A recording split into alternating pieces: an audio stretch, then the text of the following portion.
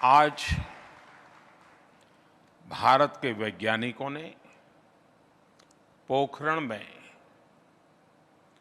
वो उपलब्धि हासिल की थी जिसने मां भारती की हर संतान का सिर गर्व से ऊंचा कर दिया था। मैं वो दिन कभी भूल नहीं सकता जब अटल जी ने भारत के सफल परमाणु परीक्षण की घोषणा की थी। पोखरण परमाणु परीक्षण के जरिए भारत ने न केवल अपने वैज्ञानिक सामर्थ्य को साबित किया, बल्कि भारत के वैश्विक कद को एक नई ऊंचाई भी दी थी।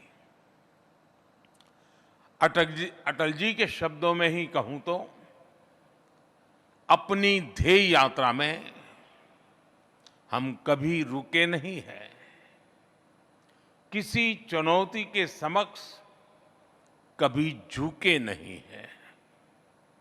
मैं सभी देशवासियों को आज के दिन की नेशनल टेक्नोलॉजी डे की बहुत बहुत शुभकामनाएं देता हूं। साथियों, आज इस अवसर पर कई फ्यूचरिस्टिक इनिशिएटिव्स का लोकार्पण और शिलान्यास भी हुआ है। मुंबई में national hadron beam therapy facility पर रेडियोलॉजिकल रिसर्च सेंटर हो, विशाखापट्टनम से के बार्क कैंपस में rare earth permanent magnet plant हो, मुंबई की फ्यूजन मौली 99 प्रोडक्शन फैसिलिटी हो, या विभिन्न शहरों के कैंसर हॉस्पिटल हो, ये सभी संस्थान न्यूक्लियर टेक्नोलॉजी की मदद से मानवता की और भारत की प्रगति को गति देंगे। आज Tata Institute of Fundamental Research और Laser Interferometer Gravitation Wave Observatory LIGO India का शिलान्यास भी हुआ है। लाइगो 21वीं सदी के सबसे बेहतरीन साइंस एंड टेक्नोलॉजी इनिशिएटिव में से एक है। दुनिया में गिने चुने देशों के पास ही इस तरह की ऑब्जर्वेटरी आज है। भारत के स्टूडेंट्स और साइंटिस्ट के लिए ये ऑब्जर्वेटरी आधुनिक रिसर्च के नए अवसर लेकर आ रही है। मैं इन प्रोजेक्ट्स के लिए भी देश के वैज्ञानिक समुदाय को, सभी देशवासियों को बधाई देता हूं। साथियों, इस समय हम आजादी के अमृतकाल के शुरुआती महीनों में हैं। हमारे सामने 2047 के स्पष्ट लक्ष्य हैं। हमें देश को विकसित बनाना है, हमें देश को आत्मनिर्भर बनाना है। भारत की इकोनॉमिक ग्रोथ हो, सस्टेनेबल डेवलपमेंट गोल हो, या फिर इनोवेशन के लिए एक इंक्लूसिव इकोसिस्टम का निर्माण करना हो, टेक्नोलॉजी कदम कदम पर हमारे लिए जरूरी है।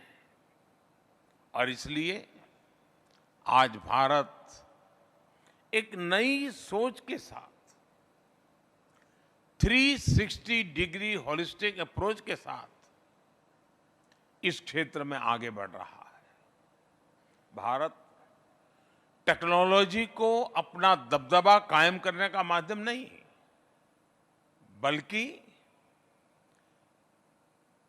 देश की प्रगति को गति देने का एक टूल मानता है।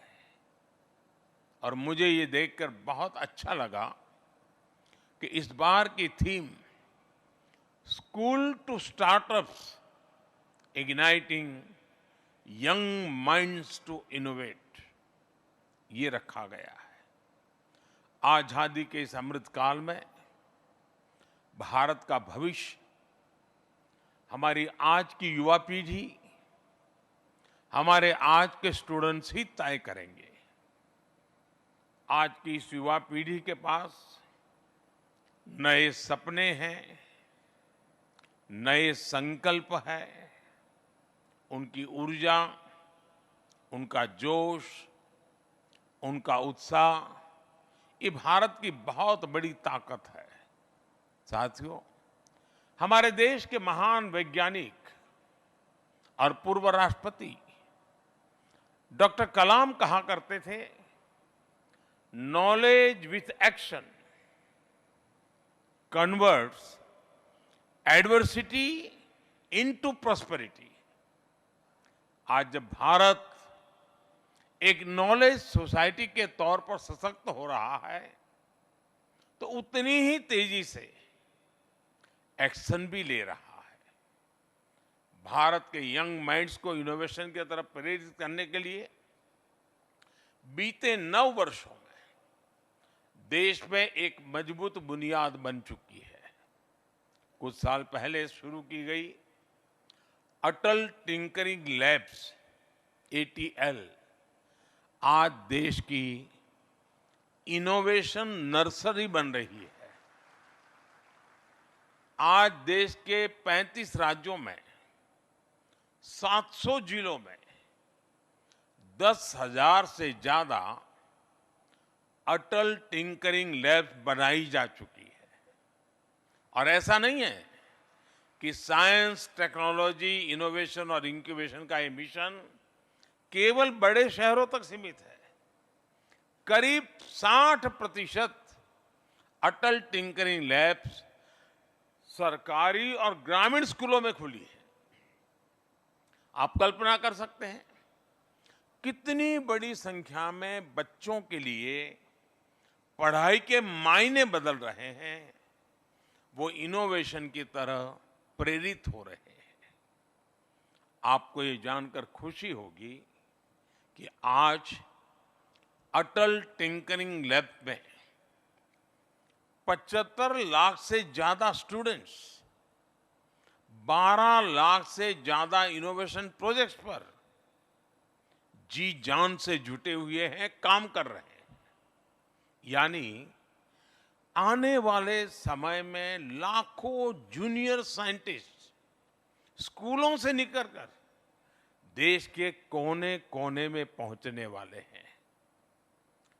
इनकी हैंड होल्डिंग करना, हर तरह से मदद करना, इनके आइडियाज को इंप्लीमेंट करने में सहायता देना, ये हम सभी का बहुत बड़ा दायित्व है।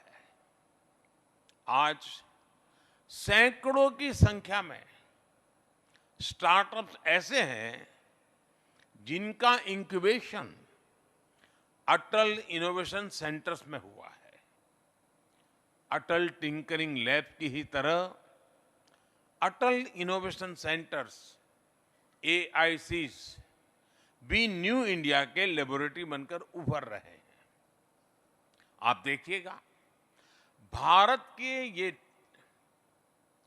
टिंकरप्रेन्योर्स, एंटरप्रेन्योर्स हम देखते थे, ये टिंकरप्रेन्योर्स हैं। कल ये लीडिंग एंटरप्रेन्योर्स बनने वाले हैं। साथियों, महर्षि पतंजलि का एक सूत्र है, परमाणु परम महत्व अंतः अस्य वशीकारः। यानी जब हम किसी लक्ष्य के लिए पूरी तरह समर्पित हो जाते हैं, तो परमाणु से लेकर ब्रह्मांड तक सब कुछ वश में आ जाता है। 2014 के बाद से भारत ने जिस तरह साइंस और टेक्नोलॉजी पर जोर देना शुरू किया है, वो बड़े बदलावों का कारण बना है।